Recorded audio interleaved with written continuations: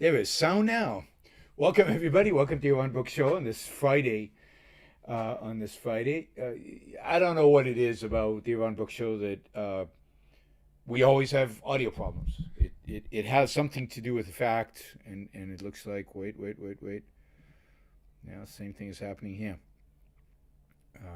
1 second. One. Come on. Hmm.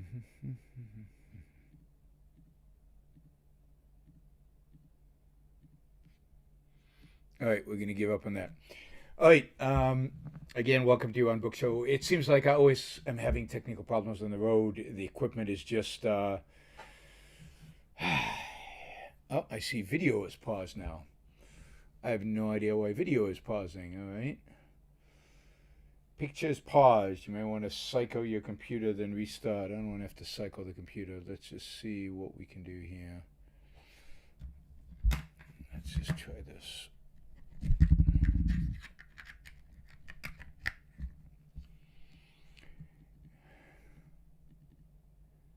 Equipment on the road, always a challenge. Let's see, don't go away yet. Connected. Okay. Well, at least we have sound. That's good. Do you guys have picture? I think we might have picture. All right. All right. I have no idea why this keeps happening to me, but anyway, you try to get state of the art equipment. We've got Ethernet cable, we've got high speed internet, we've got a good microphone, and shit still happens. All right. Anyway, I am in London. It took it was unbelievable to get here. Traveling in a COVID world is insane. It's difficult. It's bureaucratic. I've had, I don't know. I need to count how many COVID tests I've had since COVID started. I had another one this morning. I needed to get special permission from the Israeli government to leave Israel to come to the UK because it is illegal for Israelis to travel to the UK. You guys think we've got a crazy administration in the United States? I mean, Israel is saying you can't travel to the UK. You have to get special permission from the government because it's too risky. I look around the streets in London. Everybody's out. Nobody's wearing a mask. Everybody's going indoor. No masks. Cases are dropping. Hospitalization is going to drop. Deaths are dropping. But the government in Israel has said you cannot go without getting. So I got special permission from the Israeli government. Then I had to fill out a form by the UK government explaining coming in, and then I have to sign up for a 2-day test. So I signed up for this COVID test that I would get after I was in the UK for 2 days, which is required by the UK government, and it was on a website designed by the UK government. And I got a DHL message that says that they shipped the, oops,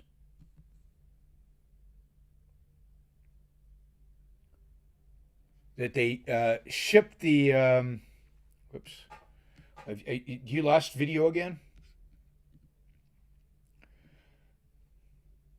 Yeah, video's gone again. All right, I have to get a new video card. This video card sucks.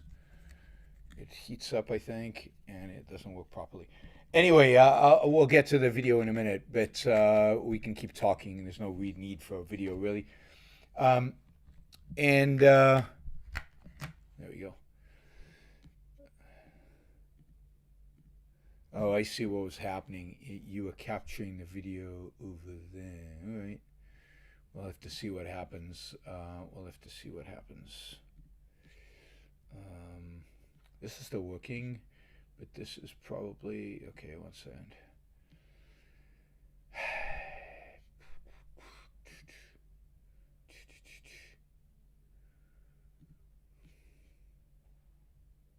All right, we're just gonna take it as it is, right? We're just gonna accept the video problems, and we're going to ignore it. So anyway, they shipped the test that I was supposed to get, the 2-day test that I was supposed to get. They shipped it to Puerto Rico. It'll arrive on August 11th in Puerto Rico. I can test myself then.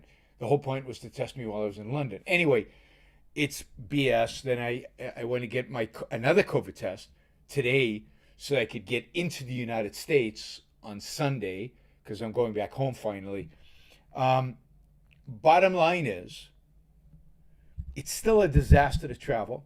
It's still true that our politicians are screwing everything over. It's still true that they have no clue what they're doing, and it's super depressing. It's super depressing. It really is. It doesn't need to be like this. Just open the frigging world up. Let people travel. Let people make their own choices. Let people decide if they want to isolate. Let people decide if they want to wear a mask. Let people decide if they want to travel, to get on a plane, to get on a subway. Let people make decisions for their own lives. Our hospitals are not overwhelmed. It's unlikely our hospitals are going to be overwhelmed. We've had a year to prepare. Even if the hospitals are going to be overwhelmed, we've had a year to prepare them. There's zero excuse, a year and a half into this COVID, to lock people down, to require masks, to require vaccinations, to require frigging anything. Get out of the way. The government has no role at this point. No role at this point. Another variant? Who cares? It's your decision. Go get vaccinated. If you get vaccinated, it doesn't matter if there's another variant. The worst that can happen is you get a little sick. You're probably, with a very high probability, not going to die. You're not even going to make it into the hospital. So we've got to, loosen up people here. Yes, COVID is a threat. COVID was a threat. We got vaccinated. We might have to get boosters. Fine. If you don't want to get vaccinated, don't get vaccinated. Land up in a hospital, or not. Suffer the consequences of not being vaccinated or not. Government has no business now in this crisis.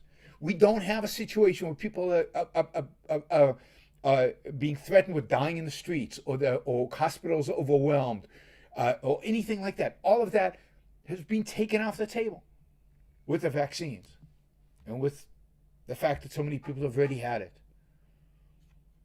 Instead, the state has just continued with no end to try to control our lives, to dictate what we can and cannot do, how we do it, where we do it. And again, no real rebellion. People get upset, but they get upset about the wrong things. They want to protest the wrong things. I don't see anybody actually taking on the dramatic increase in statism that is being brought about by COVID. And, and the situation we live in today, and the fact that people are so scared. Right? I don't know. The amount of our lives that we are going to be spent in bureaucratic searches for absolute safety is devastating to human life. It's devastating to human life. Risk is part of living. Calculated risk, rational risk. People should be allowed to take it. Leave people alone. If somebody doesn't want that risk, if somebody's old, can't be vaccinated, stay home. It's easy. Don't inflict it on me. But that's what's happening. It's about altruism, and it's about the fact that if they are suffering, I need to suffer. So it's infuriating. The last few days have been infuriating because I've wasted so much valuable time. The older you get, the more time becomes valuable. How much of my valuable time I've spent on filling forms, arguing with bureaucrats, getting tests, getting results, filing the results, filling forms. And then you come to London, and I flew into Heathrow, and it's depressing. The airport's empty. I mean, in the US, airports are packed. In Heathrow is empty. London is it's London, so there's activity. There's activity out there, but nowhere near the activity that would be in a normal year. A lot fewer tourists. Mostly, the people out there are Brits on vacation, or people from the British Islands who are on vacation. You're not seeing the hordes of now. In that sense, it's nice to be in London when there are not that many people. Although London didn't get the memo about summer, never arrived in London. It's like freezing outside. It's like 60 something degrees. It's colder than it ever gets in the worst day in winter or worst night in winter in Puerto Rico. I'm always genuinely frustrated and angry. There's nothing special today. Um, so, I love London. I love being here. I wish I could. I'm hoping to come back in September. We'll see. There's talk about lockdowns again in the U.S. There's talk about limiting flights again. There's all this nonsense. It just has to stop. And I don't know how you make it. I don't know how you get it to stop, because it's not like you can blame politicians for this one. This is what the people want.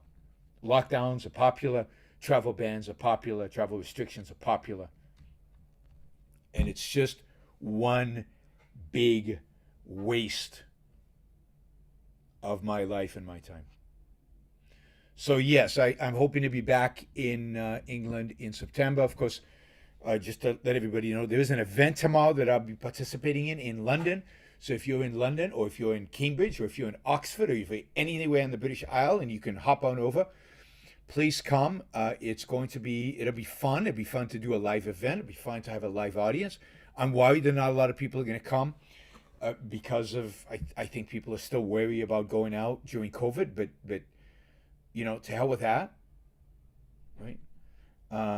We are, it's going to be an event on tribalism. It will be, it's organized by the Ayn Rand Center UK. It's Tribalism in Politics, it's called. It's me and a couple of, and Nikos, and a woman by the name of Inaya Folarin Iman.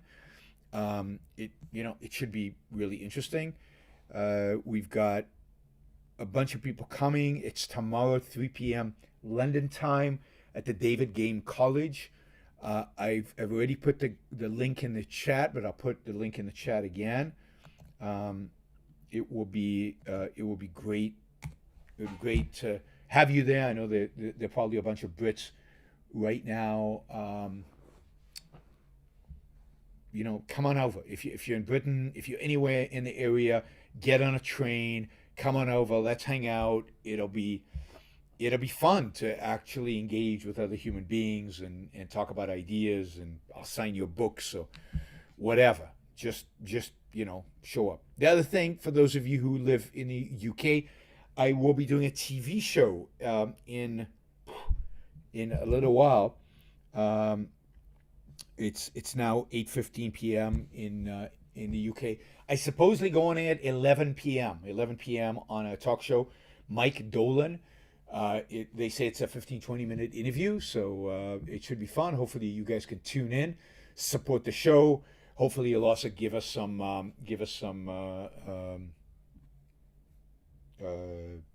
short videos that we can put up for those of you not in the UK and can't watch it live. So that'll be fun. Yeah.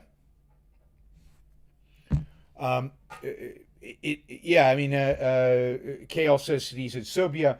A tremendous amount of people generally just stopped giving a crap about masks, social distancing, and regulations related to running businesses during COVID. Yeah, London is. I'm inspired because businesses are open. A lot of the restaurants have survived. Some haven't. Quite a few businesses here in the Soho area probably closed permanently. I've seen some new businesses show up. The restaurants I've gone to have all been open, unmasked, and doing business. Hopefully that is true. I've tried to get reservations in some of my favorite restaurants around town, and couldn't get in. It was so busy. They are booked up. So those are all good signs of a recovery here in London and the fact that people are getting out and doing stuff. So, all right. So here we are. Tomorrow, we will be doing this event. So if you live in the UK or anywhere near the UK, come on by and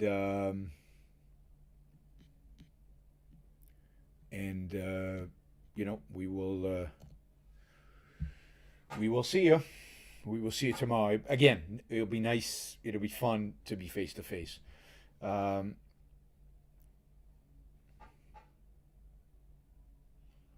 Here, Edward says in the Balkan, this is in Romania, he says the president of Romania has said that requiring a vaccine for private stuff is madness.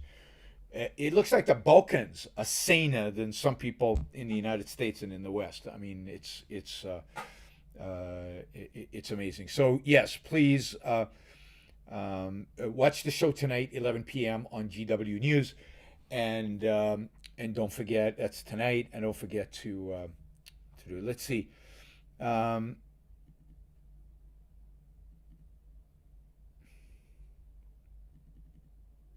Okay. Let's see. I wanted to talk today about what were my topics today?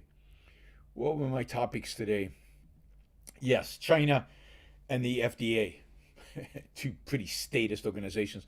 And then I'll get to your super chat questions. So remember, even though Ali is not here, we have a goal for the super chat. I haven't had as many shows recently, so we're behind. August has started really, really, really slow. So your super chat questions are really appreciated. And I do have a hard stop today because the TV station is sending a car to pick me up. So I have to be done by probably 9:30, 9:45, so I can go to the TV station and do the show. If you could put more money behind the super chat question so we can get to our $400 goal faster rather than slowly with a lot of small questions, get some big questions with big dollar amounts so we can get to that. Don't forget, this is a way to support the show, value for value. If you enjoy the show, if you watch the show, if you get any kind of value out of the show, the way to show me that you appreciate what I do is through your support of your financial support. You can do that on the super chat when you're here live, and of course, if you're not here live, the best way to do it, generally the best way to do it, and to fund my activities, all the stuff I do, all the traveling I do, all the promotion I do, all the getting the stuff out there that I do, the way to fund it is on Patreon, on Subscribe Store, or ideally on youronbrookshow.com/support. You can also do it on Locals. And it would be great. We have a lot of people watching these videos. I have 26,000 subscribers, but only a fraction of those actually support the show. So those of you out there listening to the show right now who haven't supported the show yet, who are not monthly contributors to the show, I know we've got a bunch of people on podcasts that are listening to the show, and I apologize for all those commercials. But you know what? The way to get rid of the commercials, I could try to go commercial free, but to go commercial free, we'd have to make up the revenue from the commercials. So if you contribute, if other people contribute, if we get to the right kind of number, then I will stop all the commercials. If somebody wants to buy out the commercials on my podcast, we're talking about probably $2,000 a month, and I'll do no more commercials. So those of you who do give money monthly or give through the super chat, thank you. You make this all possible. You make my traveling possible. You make a lot of the stuff that I do possible. This is it's become a significant source of revenue for me. So thank you all for helping out. Ali, thank you. Really appreciate the support. All right, let's see. There was somebody I didn't thank early on. Where was it? Yes, Daniel, thank you. Really appreciate it. Oh, yeah, one quick last thing before we get to the topics at hand. Michael Shermer interview, The Skeptic, is up finally. He put it up. It's 2 hours. Responses so far have been very positive. People seem to be very excited about the interview. It's hard for me to tell how it went, but it looks like it went really, really well. I chastise him for his view of objectivism. I chastise him for in one of his books calling us a cult. He took it pretty well, and we talked about our differences. We talked about things we agree on. He asked a lot of probing questions. Overall, I thought it really went well. So please, one of the ways to get me back on the show and to get more stuff going is to get viewership of that interview up. It's the kind of interview that you can share. It's not going to offend anybody. It's Michael Shermer. He's a nice guy. I come across pretty good. I come across as a nice guy. So share it like crazy. Share it on Twitter, share it on Facebook, share it on LinkedIn, share it everywhere. And let's get, if we can get to like 10,000 views, which is not a huge amount. Think about some of the views people get. 10,000 for if an interview, a quality interview like that, should be a no-brainer. And again, there are 26,000 of you, and there are 26,000 on Twitter, and there's another 40,000 on Facebook. So, you know, we have a base here. If we can get the word out, if we can ping everybody who's subscribed to one of my things, then we can get the numbers from Shermer up significantly, and then he'll invite me back, which is part of the goal, is to create this content with other people so that we increase the interest generally in objectivism. So please do that. Please share. Share that kind of stuff that's not offensive to anybody. Yeah, Valdrin says it should get 200,000 views. Yes, 1 million views. There's no reason it shouldn't. The main reason it won't is because, well, one of the reasons, not the main reason, one of the reasons is because objectivists suck at sharing.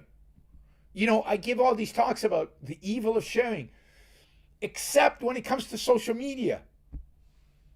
That's the exception to the rule. This is now vodka. In spite of what it looks like, it's water. I promise. Yeah, the ingenuism stuff is definitely shareable, and yet again, I don't see the shares. I don't see you guys actually engaged in the sharing. Please do so. Please do so. We're not going to win unless you are willing to take a stand, and one way to take a stand is to share objectivist content. Yeah, even on Twitter, people don't share. It truly is amazing. All right, let's jump in. I've been saying for a long time that I think China's weak. I think the more authoritarian China becomes, I don't worry about China in terms of a military threat to the United States, and I worry that China's economy will collapse because, not collapse, slow down its growth, which I don't think is good for any of us, because I think economic growth is win-win. So it's happening. You're seeing it now. Chinese economy is slowing. You're seeing the Chinese authoritarian government go after business. They recently, I don't know if you saw these stories, they recently basically shut down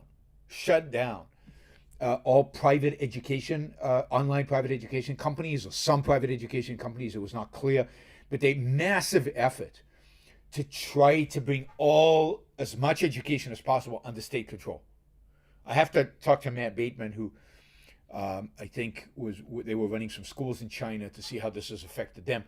But there is a big attempt in China to shut down fintech, regulate fintech, bring it under control. There was the ride-sharing company that went public in the United States and then immediately slammed by regulators in China, lost a huge percentage of their market value. These educational companies were crushed in the Chinese markets.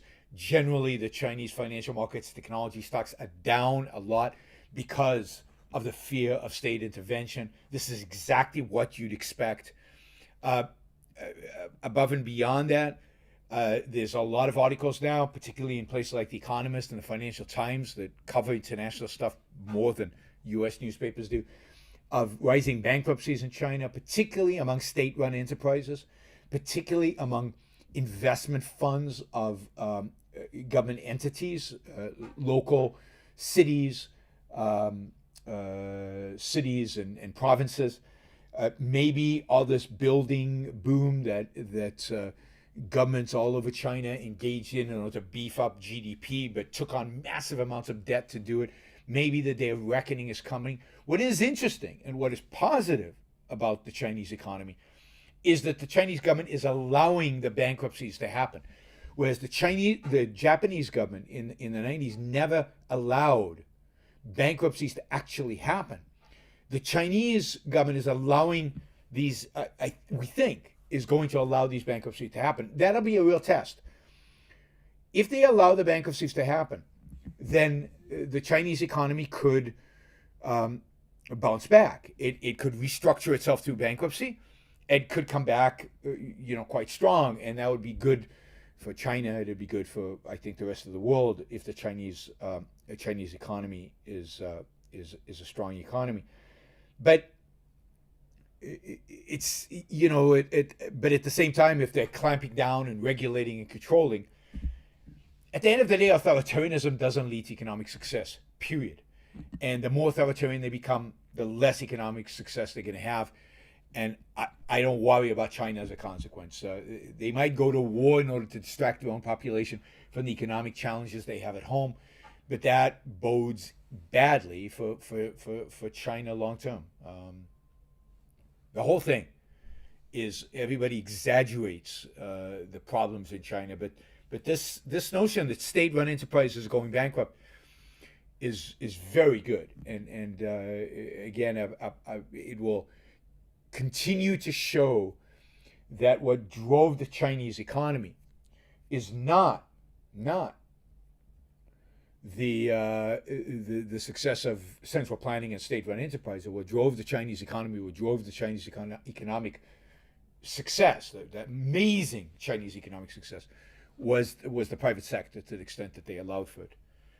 Lee says today in the Wall Street Journal, quote, Chinese antitrust regulators preparing to impose a $1 billion fine on food delivery giant Meituan for allegedly abusing its dominant market position in the detriment of merchants and rivals. Yeah, I mean, this is the kind of stuff that is going to destroy investment in Chinese startups, destroy investment in Chinese growth.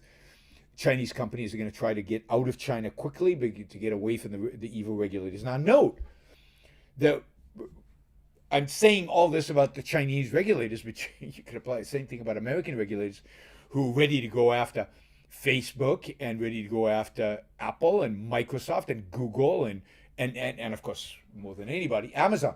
And we're going to see more and more antitrust case brought up against these companies and unanimity between the right and the left about this. So we might make fun of China for destroying its tech businesses by doing all this, but it's happening right here, right in our house. Ragnar of the Desert, thank you. That is incredibly generous. Ragnar says, nice job being a truth seeker on the Shermer podcast. Yeah, I mean, I thought it went really well. And I thought the fact that I emphasized that we are truth seekers, that's what we're about. We're about truth seekers. So thank you, Ragnar. Ragnar is a big supporter of the show. He often comes in with nice support. It should be a model for many of you. If you can afford it, that's the kind of level of support that is great. If you get value, if you think that the value is there. So lots and lots of news coming out of China of more and more government intervention, more and more government control, more and more authoritarianism, more and more destructive policies that are going to hurt the Chinese economy long term. So maybe some of you are happy about that.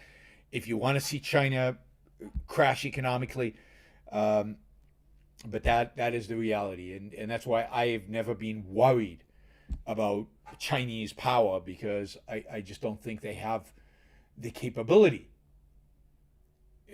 because of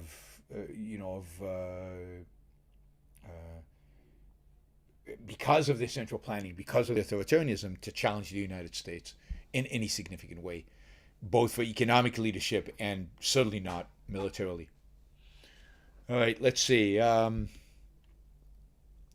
Jimbo Jones is complaining his stocks are down. You did very well last year. So I don't want to hear any complaints about this year. Last year was a good year, right?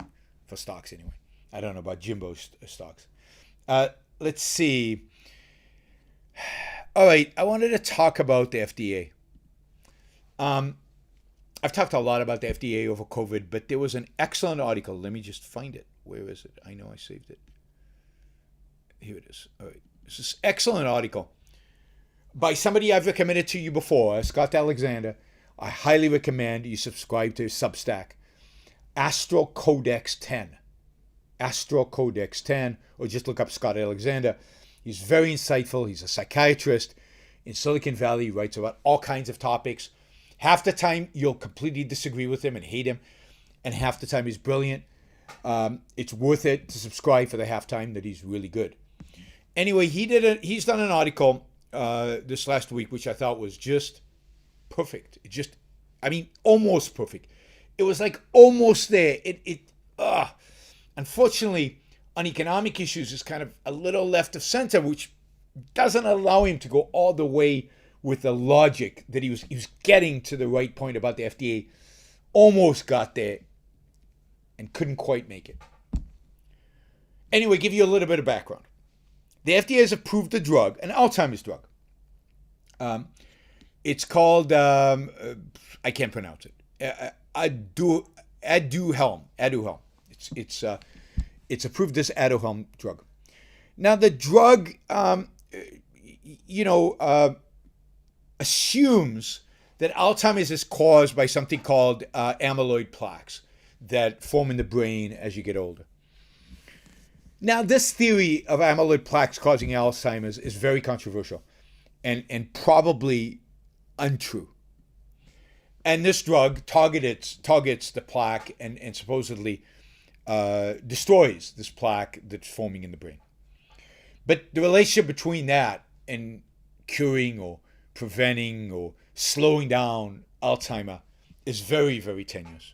Anyway, the FDA approved the drug. I don't see why not. But this has caused a huge backlash against the FDA because it's a very expensive drug and it's a drug that probably doesn't work. So everybody's complaining. It's a $50,000 a year per patient drug. Now, there's the big question of who pays for this. We don't know because all our prices in the drug world are hidden from us. We have no idea who pays for it. Is it the patients pay for it? Probably not. The insurance companies, some. Did they pay for it through higher premiums? To whom? The taxpayers pay for it? Some, because it's through Medicare and Medicaid. The hospitals pay for it. The hospitals pay for it, but then raise the cost on everybody else. So does everybody else pay for it? Patients who don't have Alzheimer's pay for the Alzheimer drug because the hospitals charge more for other things because they don't have a competitive market, so they can do that. So, we have this crazy healthcare system in the United States that's completely irrational, completely makes no sense. It's a mixed economy in healthcare and a really terrible mixture. So we have these expensive drugs and nobody knows who pays for them and where they come from and anything like that. Anyway, there's this big backlash against the FDA and against its fast track program. A fast track program that, if you remember, the vaccines were approved under. And of course, there's a lot of backlash from the anti-vaxxers and from even people who are vaccinated against the fast track with the assumption that it wasn't tested enough, there wasn't enough testing, it wasn't safe enough. This is experimenting on millions of people, all this garbage. Anyway, the Atlantic magazine came out with a paper saying the FDA has eroding standards. They're way too lax. They're way too easy. They're releasing all these drugs that are dangerous. The FDA is too strict, according to the Atlantic magazine and many others. They criticize a program that was passed in 1992 that allowed for accelerated approval on the basis of surrogate markers, which are indirect measures of a drug's benefit assessed by laboratory or imaging tests that stand in for more meaningful outcomes such as life expectancy. But the implementation of these accelerated processes was criticized by some scientists and patients, even at the time. In 1984, for example, right? The New York Times cited skeptics who worried that no one can tell if the drug works. 8 months later, the AIDS activist organization ACT UP San Francisco called Anthony Fauci, a pill-pushing pimp. This is the left called Fauci, a pill-pushing pimp, for supporting CD4 immune cell counts and viral loads as surrogate markets. They were completely invalid, the activist wrote, and nothing more than a marketing exec's wet dream. What's funny about this is that the A drugs actually worked. Not only did they save the lives of tens of thousands, hundreds of thousands of potential AIDS victims, they worked.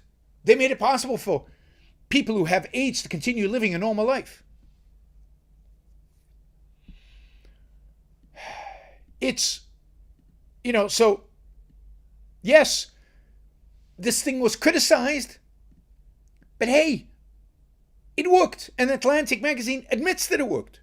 So what are they suggesting? That the FDA should be stricter and not have allowed the drugs that actually saved the lives of tens of thousands, maybe hundreds of thousands of AIDS patients over the years and allowed them to go back to normal life? I mean, that's insanity.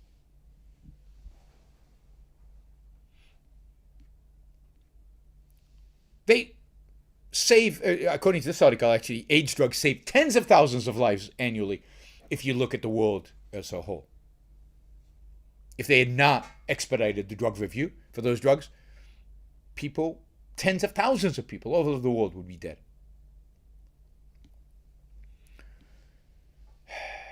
I mean, coronavirus vaccines is another example.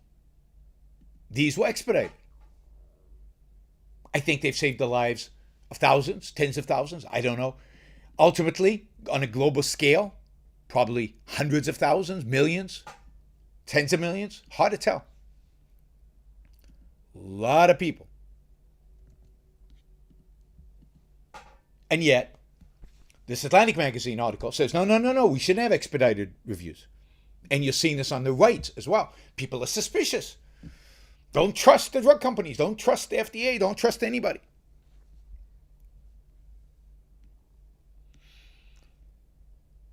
Every study that has looked at FDA approvals over the years, how many lives, in a cost-benefit analysis, if you will, suggests that the FDA releases too few drugs, that too few drugs are allowed expedited, that the FDA is way too conservative, way too strict. And indeed, as we'll discuss in a bit, it's completely expected. There's no conspiracy here. It's built into the incentive structure that people at the FDA have. The FDA is way, way, way too conservative if you value human life, if that's your standard. It should be approving many, many, many more drugs. And not to mention the drugs that never actually get investigated, never actually go up before the FDA, because who wants to spend $1 billion per drug to get approval, particularly if it's a drug that's going to affect only a few people's lives, like rare diseases or small diseases or rare forms of cancer or whatever. Nobody's going to do that.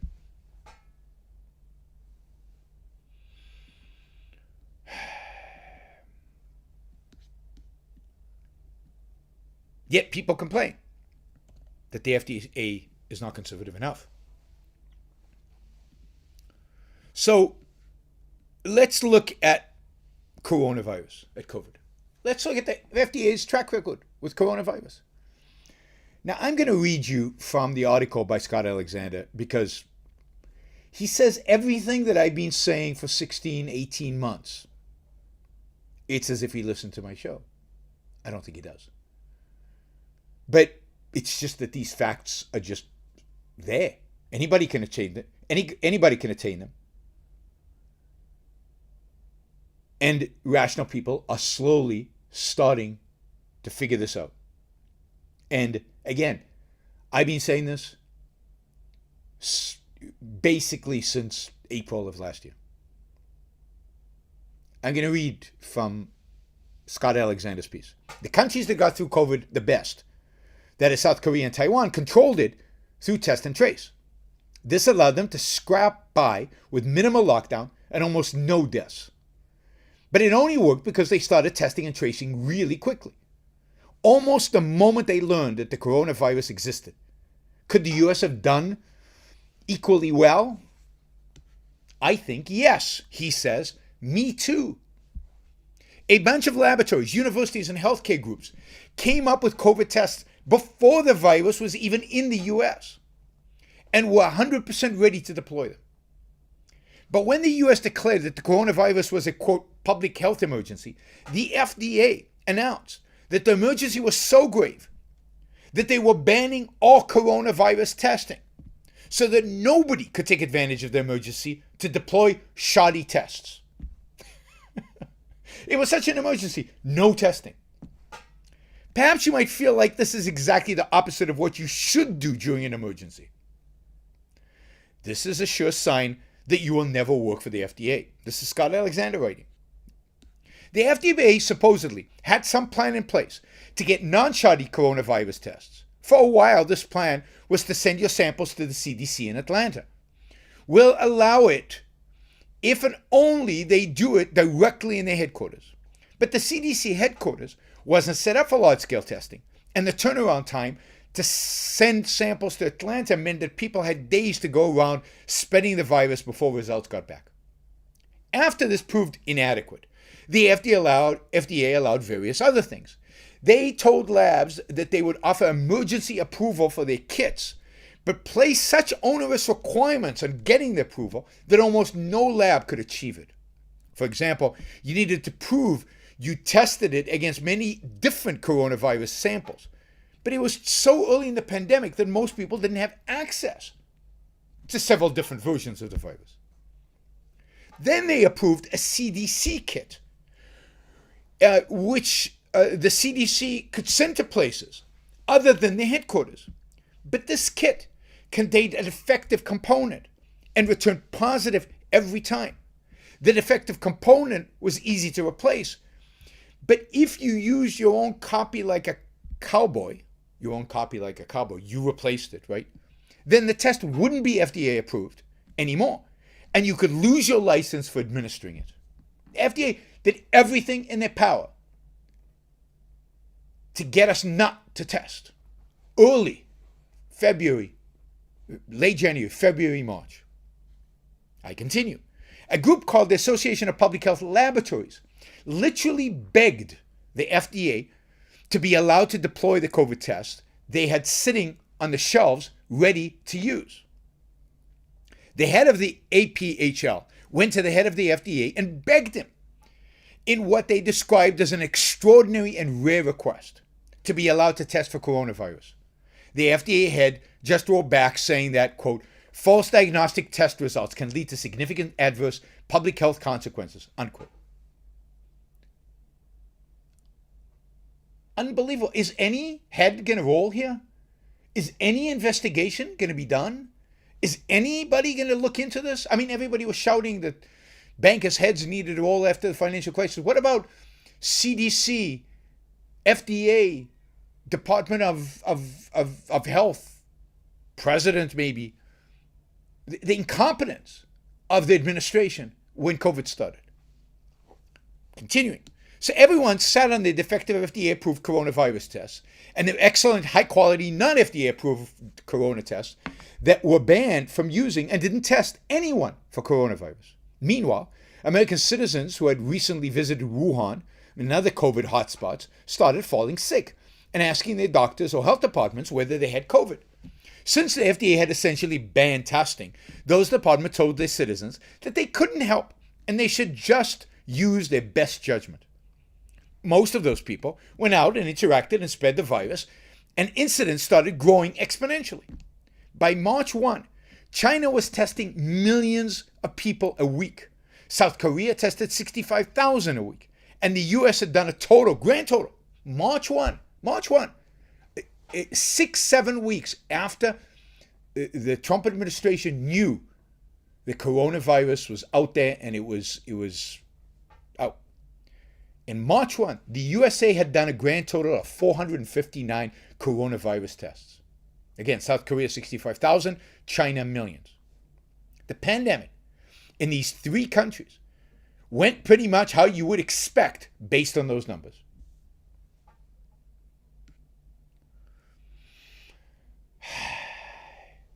There were so many chances to avert this. The New York Times did a great article on Dr. Helen Chu. I talked about Helen Chu on my show. A doctor in Seattle who was running a study on flu prevalence back in February 2020.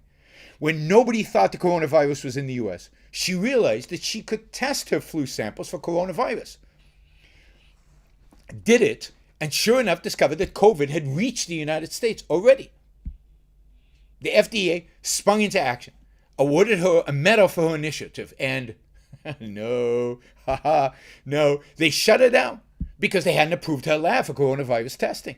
She was trying to hand them a test and trace program all ready to go on a silver platter, and they shut her down. And we have no idea whether, how, or where the coronavirus was spreading on the US West Coast for several more weeks. I mean, this is nutty, insane, or you could even argue criminal. 600,000 Americans, plus or minus, have probably died from the coronavirus. And it was all preventable. All of it. Well, at least a significant majority of it was preventable. Although the FDA did kill thousands of people by unnecessarily delaying COVID tests, at least it also killed thousands of people by unnecessarily delaying COVID vaccines, which I've been talking about and John Cochran has been talking about for months. I'll let you click on the links for the details. It gives links for all the details of the botched corona vaccine program, except to remind you that they still have not officially granted full approval to a single COVID vaccine. And the only reason we can get these at all is through provisional approvals that they wouldn't have granted without so much political pressure. The one good thing that the Trump administration did was put pressure on the FDA to give provisional approval for the vaccines.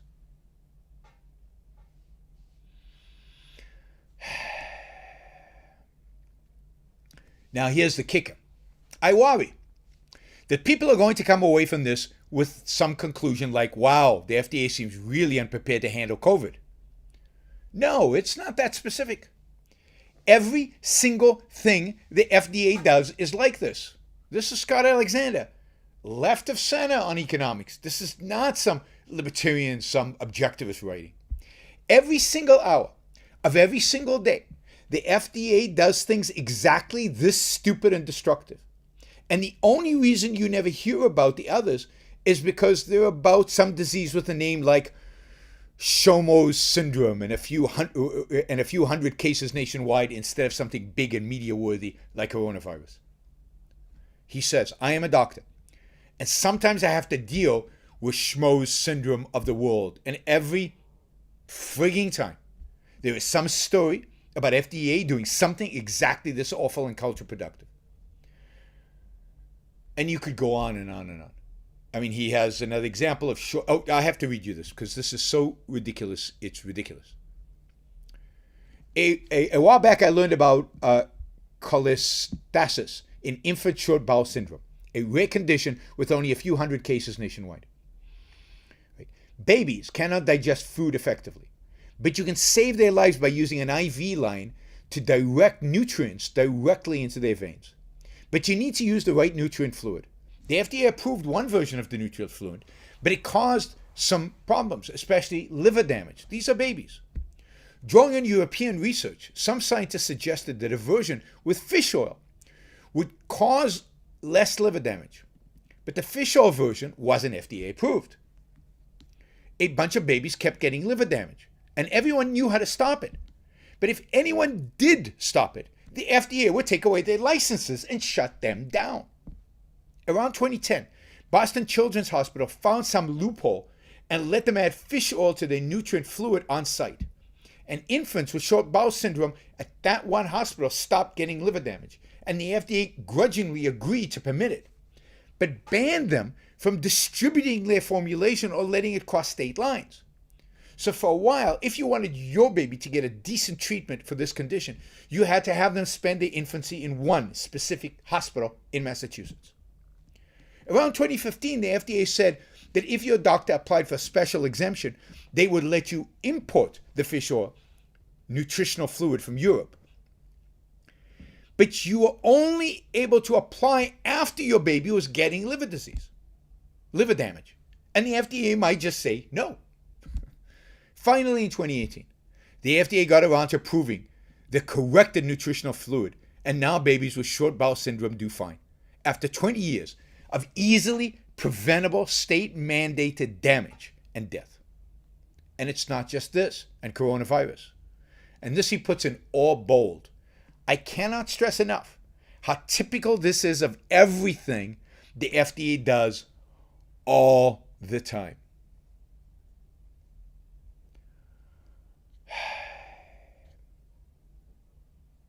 It's unbelievable. If this doesn't make you angry, this is your health. These are your children. This is your old age. This is you getting sick and not having the drugs because these bastards, these bureaucratic bastards, won't let you have access to it. These are the drugs that never get developed because of the FDA.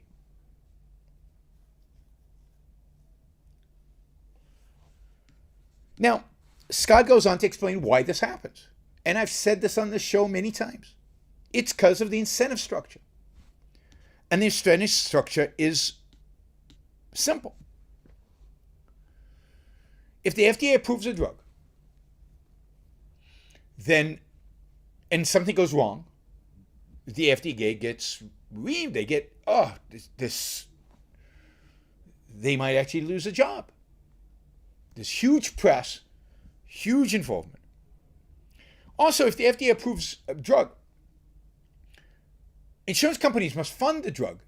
Medicare and Medicaid must fund the drug.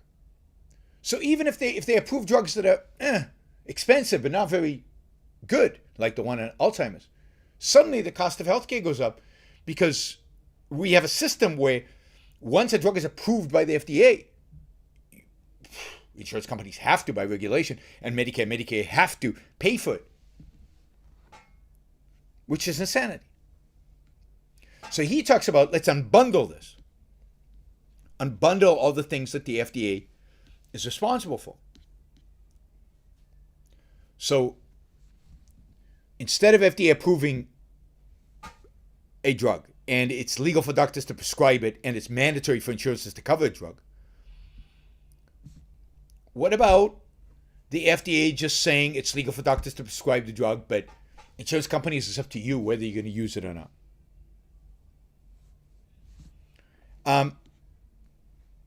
If something doesn't have FDA approval, then doctors can't prescribe it. And insurance companies clearly won't pay for it. Right? But if something does have FDA approval, any moron can get it. I'm reading again from his article. Just because they saw a TV ad saying it was a hot new thing and the government insurance other patients will be forced to cover the entire price. So you can just see an advertisement and you go and you say, hey, I demand this drug. The FDA has approved it. It must be good. And you take the doctor's judgment out of it. Doctors under pressure by patients and by drug companies to write prescriptions for drugs, even when they think it's not appropriate, because of the incentive structures.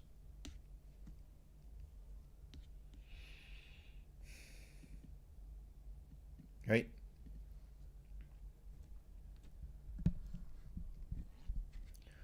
And then the side effects. They don't approve it because of the side effects. So Scott Alexander goes through all of this and he explains it, and beautifully. I mean, really, I highly recommend you read this. He explains all of this, and then he, basically says we need to unbundle this and we have to restructure the FDA and restructure the incentives. And he comes very, very close to saying it should be privatized and there should be competition. But he can't go there. He can't quite go there. But he comes so close. So let me just say, I encourage you to read it. I encourage you to write to him, encourage him to think about privatization and not wimp out about it. It truly is a great article. It's one of the best on a topic like this, and support this guy.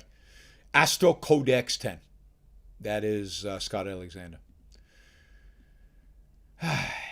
Okay, what should we do now? All right, we probably got a half an hour, so let's do this super chat. Let's start with the $20 ones. Let's go. Let's see, where are they? Stephen had one a while back. All right. On Wiki, this is, I guess, Wikipedia, the Great Famine Ireland page, they said it was due to free markets that exacerbated the famine. Really? That's a joke.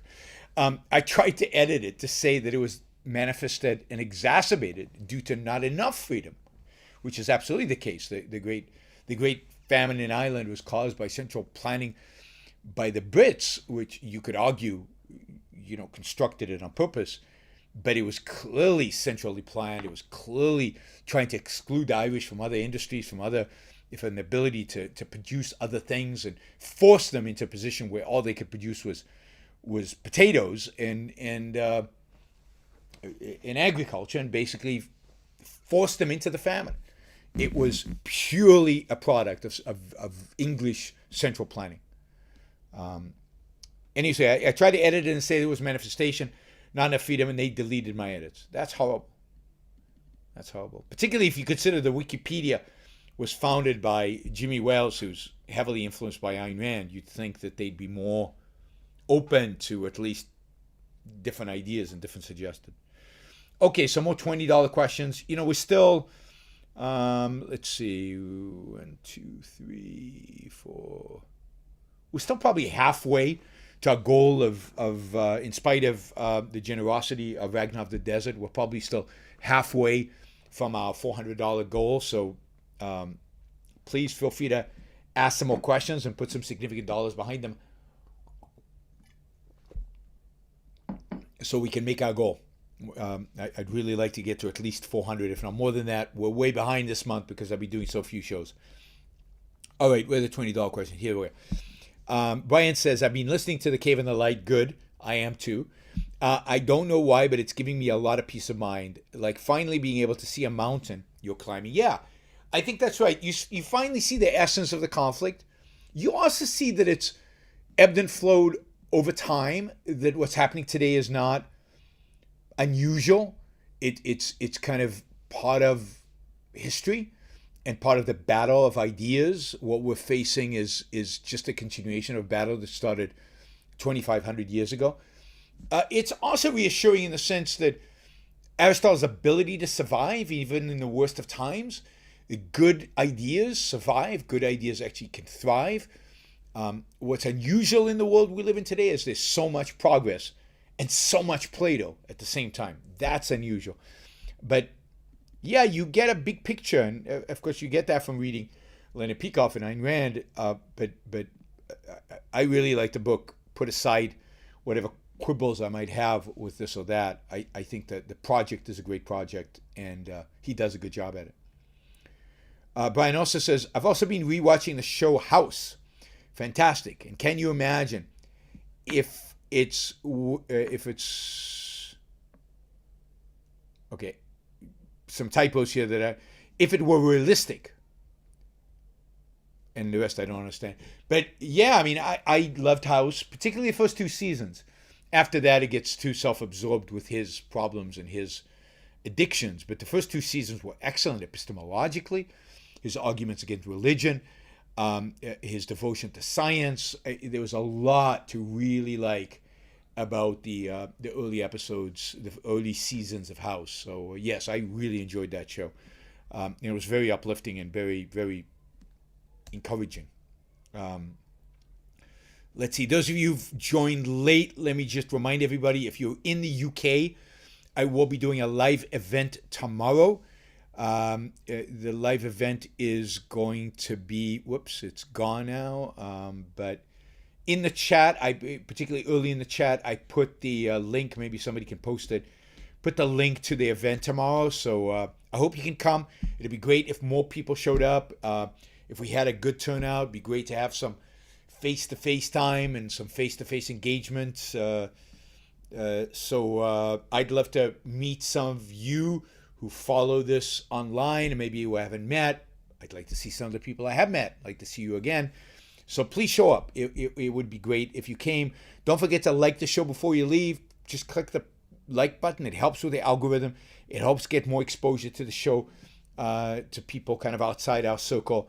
The more likes, the more interaction, the more YouTube likes the more YouTube promotes in the algorithm, the more it gets promoted. So it's all a good thing. And finally, don't forget to support the show. You can support the show here on the Super Chat. We're about $200 short, maybe $195, because Glenn just put in $5 asking about having Gina Gorlin on the show. I just had her on the show recently to talk about education. So I don't know if you saw that show. I had her with Rebecca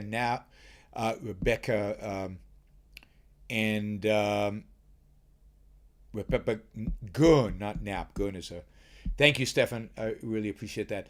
I'll have Gina on many times in the future. I'm sure she's a crowd favorite and she's excellent. But she was on the show recently. I want to have more people on the show.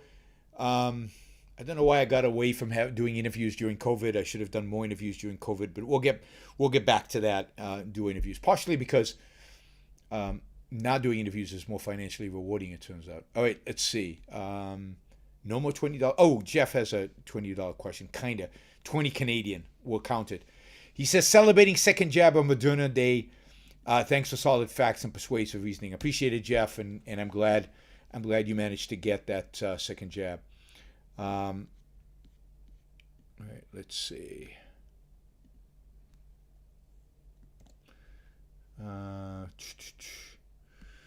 Have you read Kafka? If yes, what is your opinion? Oh man, long time ago. I mean, Kafka is good at certain things. His philosophy of life, his sense of life is very dark. His philosophy of life is very non-rational and depressing.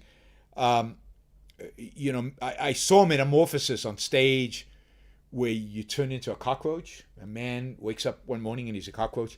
It's depressing and dark and hard to stomach. He has, what was the one with the bureaucrat? That's good in the sense that he's very good at capturing the soul and the nature. Metamorphosis, thank you, Metamorphosis. The soul and the nature of the bureaucrat. Gail, thank you for the support. I really appreciate it. He's really good at capturing the nature of bureaucracy. I forget the name of that play, but it was very good. So, I mean, they're all worthwhile reading, but philosophically they're terrible. And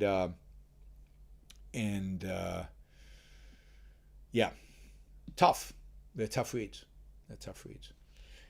Let's see. How can the CDC disregard a Supreme Court ruling against reissuing an eviction moratorium for another year? Since when does the CDC have the authority to make paying rent optional? They didn't defy a Supreme Court ruling because the Supreme Court hasn't ruled. What Supreme Court did, I think it was one of the justices, I think it was the Chief Justice, did was say that they would probably rule that it was unconstitutional. That is likely what will happen. It was, in a sense, a warning shot. Once the Supreme Court rules, the CDC can't pursue it. So hopefully the Supreme Court will rule on this quickly, soon. It's a disgrace. Remember that this was what the CDC did under Trump. He supported it completely. It was in every one of the bills that passed, the bills that passed afterwards. Biden picked it up from Trump, and the CDC is continuing to do this. Should not be within their. It should be in nobody's. Nobody has the right. Nobody has the right. Not state government, not local government, not federal government, not the CDC, not the police, not the FBI, not the CIA has the right to have an eviction moratorium. It is absurd. It's a clear violation of property rights, clear violation of contractual agreements. It is absurd and ridiculous. So, yeah, I mean, but that's government. That's what happens when you give up your liberty and you give up your freedom and you hand control over the bureaucrats. Call them Republicans, call them Democrats. Does not matter. Both Democrats and Republicans supported the moratorium. It was Trump's fault, right? Isn't it Trump's fault if Trump initiated the moratorium on rents? I mean, is this a Biden invention or a Trump invention? It's clearly a Trump invention that Biden is continuing. The fact that they're ignoring the recommendation of Supreme Court, so what? It's just it's not an actual decision by the Supreme Court. When it becomes a decision, I mean, why can't you accept criticism of Trump? It's stunning that you can't even accept when I say something factual. You're not disagreeing with the fact that it was under Trump that a rent moratorium was enacted. It was under Trump that the CDC extended it. It was under Trump that every single one of the stimulus bills had this in them. And now Biden's extending it. Biden's keeps on going. It is Trump's fault. Of course it's Trump's fault. He initiated the whole process.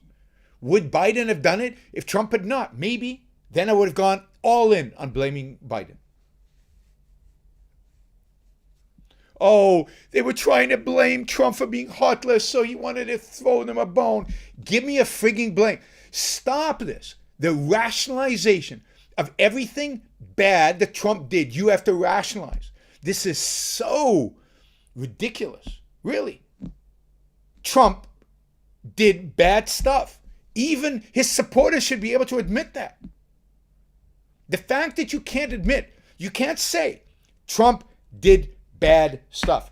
Trump did bad stuff. The fact that you cannot say that should suggest to you that you have a problem. Michael asks, are we so rich in the West that we can absorb stupidity until objectivist ideas win out? Good question. We are so rich in the West, and it's not just being rich. There is a momentum of Aristotelianism that is really strong, and it manages to overcome the attack, the stupidity, the mysticism. So it's the combination of being rich and having this implicit Aristotelianism in the culture. It's the fact that Americans love new technology. It's the fact that we enjoy life. We like to go to nice holidays. We like to see beautiful things. We engage in self-help, and we buy a lot of self-help books. That element of Aristotelianism, we pursue happiness to some extent. That element of Aristotelianism is still there, and it pushes. Right? Forward. Scott can't accept that he's wrong, so his only way to deal with the fact that he's wrong is to lash out at me. So what's he lashing out? He says, my Trump derangement syndrome is a way for me to hide from the CRT religion, which is funny because I criticize CRT all the time, but he can't hear it because his perception is, no, Iran is just anti-Trump. Because if Iran is not just anti-Trump and what he says about Trump might sometimes be right, then Scott, might be wrong. And now he says, Peikoff endorsed Trump after the moratorium too. Oh, so now it's appeal to authority. Let's keep on going, Scott. Keep on going. Oh, God. Just keep digging yourself into a hole nicely, which is perfect. Are chiropractors a scam? Did you try chiropractic care before getting back injury surgery? I don't think they're a scam, but they're probably overrated in the sense that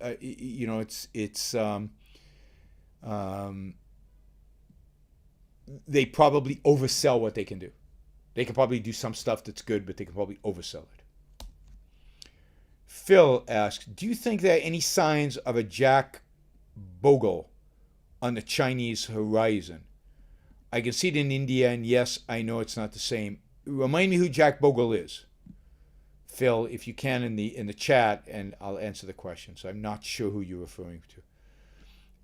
Florida Nick says, has Eumeni Park ever been invited to Oakland? She mentioned Atlas Shrugged in her Lex Friedman interview. Also, Rogan interview is great. Yeah, I mean, she's a hero. I've been following her for a few years now, really, since she came over to the West, and she started giving talks. I remember 4 or 5 years ago, she was giving these powerful, emotional talks that are truly inspiring. I don't know if she's been invited to Ocon. I agree with you; she should be. I'll pass your suggestion along. Daniel asks, why do you think there's such an evasion and misunderstanding around the effects of incentives in organizations and markets? Well, I don't think there's a evasion of that in private organizations. One of the reasons we used to have stock options is to deal with some of the problems of incentives in organizations and markets. The evasion happens at the government level and at the intellectual level, and the reason the evasion exists there is because they have a strong incentive not to acknowledge it, not to look there, because it would drive them in a completely. Okay, John Bogle is Vanguard, got it. The founder of Vanguard, got it. It would drive it in a different direction. So they don't want to acknowledge the reality. They purposefully evade. They purposefully ignore. Right. So it's in the markets. Everybody knows this. It's in government. They pretend it doesn't happen. All right. So John Bogle, he says that Phil says that it's happening in. So John Bogle is the guy who started Vanguard, and he's the guy who initiated index funds, very, very cheap, easy ways to invest. Easy ways to invest in markets and through very, very cheap mutual funds that basically invest in the market. So index funds. So index funds are great. I'm a big supporter of index funds. I think that. Thank you, Jennifer. That's very generous. I appreciate it. So John Bogle is a real hero in finance, and he changed investing, and he encouraged a lot more people to invest and reduced the risk of people investing because they're well diversified, and he encouraged diversification, completely consistent with finance theory. So I'm not surprised that India's embraced this method of investing, and I wouldn't be surprised, I don't know for a fact, but I wouldn't be surprised if China did the same thing, not because they had a John Bogle, but because the knowledge of this is out there. The knowledge of this being a good investment strategy. So I'm sure there are investment mutual funds in China that have the indexing approach and have the low cost approach and all of that. So I'd be shocked if that didn't exist in China. It's obviously all over the United States. They created a revolution of passive investing in the U.S. and I'm not surprised it's in India, and I'd be shocked if it wasn't in China. Don't worry, Faram, about not being able to afford large amounts. Please have someone from India one day, please. I'll try. I'm not sure who. If you have ideas of who I should have, let me know. Andrew writes, great discussion with Michael Shermer that included deep moral issues. His response and underscored how morality is thought of solely as social relations. Yes, morality is about dealing with other people. It's not about dealing with yourself. For them, there's no such thing as morality in a desert island, and I think I brought up the fact in the interview that it is about morality in a desert island. Of course, there's morality in a desert island. It's what you choose to do with yourself. How do you choose to live your life, even when you're alone? By the way, I really hope you all go and listen to the interview, watch the interview, share the interview. Let's get that interview up to 10,000 views. It's around 4,300 last time I looked. Andrew also asked, can you expand on your objection to Shermer's reciprocity in morality, i.e. you treat people well because you want to be treated well? I mean, there's an element to truth to that, but it makes treating other people well about some transactional thing, and I don't think that's the case. You treat people well because people are of value to you, and you know that you will get a value from them, not by them you don't open a door for an elderly woman because you expect to have people open the door for you when you're old. Why? Right? The question is why? Why should they open the door for you when you're old? because they expect. I mean, it's just. I don't think anybody thinks that way. I don't think that way when I open a door to. I think this person is a value. I've probably benefited from them in some way because they've worked. If I haven't, maybe somebody that they've affected as I've benefited from.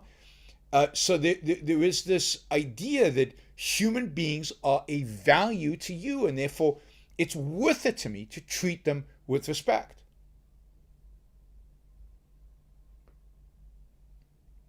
Seeing them with respect. So,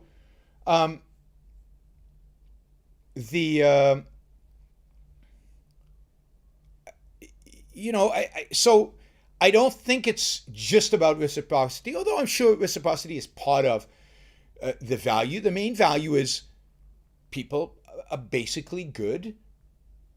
It's they contribute to your life by being productive and being engaged in the world, and so you show them respect as productive human beings. If you know somebody's bad, you don't treat them well. All right. Bree says, Oregon decriminalize small quantities of illicit drugs. The law does not include unproven medications or vaccines. So you can get high while you are dying. Yes. They didn't want to overrule the FDA. FDA is God, right? Like the NHS in the UK. So you can take heroin, but you can't take a drug unapproved by the FDA. It's unbelievable. All right. I'll just say this with regard to something Scott has written here. He says, invoking Peikoff is relevant when Iran uses DIM as his basis for seeing the threat from the right. It's not. First, it's not relevant, not to the discussion about Trump, because it might very well be that Leonard still views the primary threat from the right in spite of voting for Trump, because he might view the left having power will, just one hypothesis, right, as accelerating the rise of the really, really bad Trump, bad right. So the fact that Leonard voted for Trump, I don't think is an indication of his retracting anything from DIM. Now, maybe you'd have to ask him, but I don't think so, that he's retracting everything from DIM. It's just it's a strategic assessment of what will accelerate the rise of authoritarianism in America faster. Even if you think it's going to be from the right, it might be that you want to vote for Trump, or you might be that you want to vote for Biden, even if you agree on what the long-term threat is. So, I'll, just to be clear.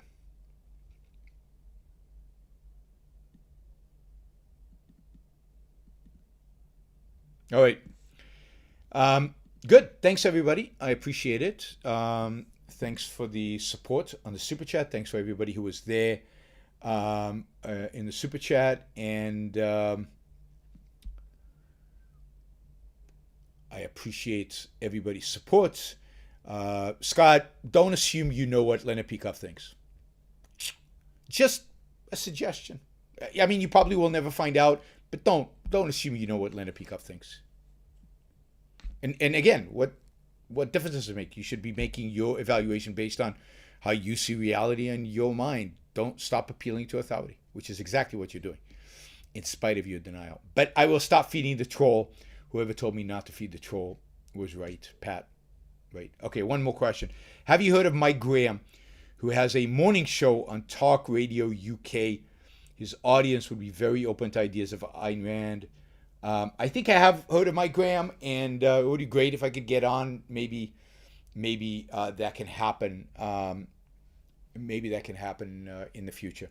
Theme Master, thanks for the contribution. Really appreciate it. Jennifer knows Mike Graham, listens to Mike Graham, and really likes Mike Graham.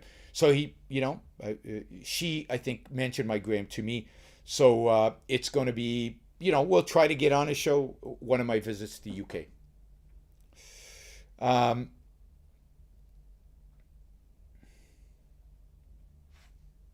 All right, good.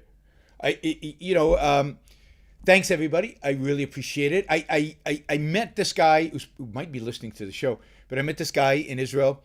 I won't mention names, but he's a senior guy on Amazon, and he told me that he discovered the Ron Book Show about 5-6 years ago.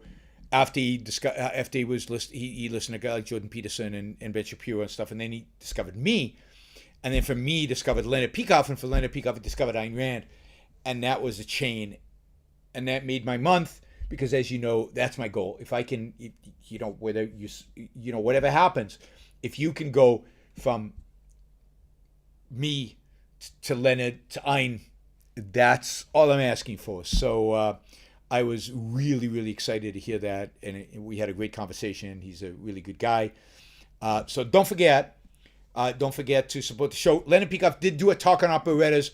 I haven't finished it. I started watching it. It was everything I've talked to Leonard Peikoff a lot about operettas recently.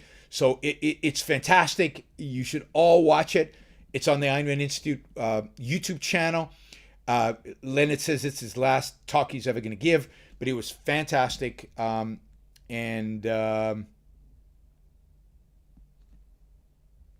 watch it. You're on the Ayn Rand Institute website.